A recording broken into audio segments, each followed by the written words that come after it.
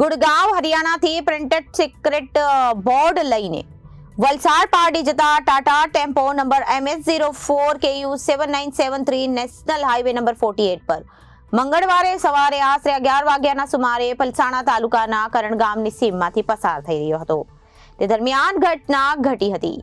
Gurgaon હરિયાણાથી printed circuit board લઈને Valsad party જતો Tata tempo number MH04KU7973 national highway number 48 ઉપર મંગળવારે સવારે આશરે 11 વાગ્યાના સુમારે પલસાણા તાલુકાના કરણ ગામની સીમમાં પસાર થઈ રહ્યો હતો।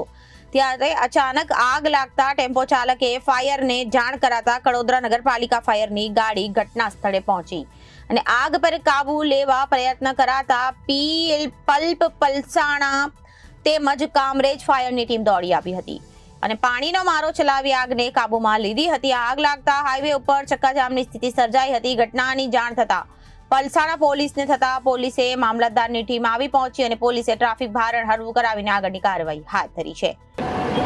નામ Chaudhary Mrinal Kumar D, fire incharge Kadodara. આજ રોજ સવારે એક કોલ આવ્યો હતો કે ટેમ્પોમાં આગ લાગી છે।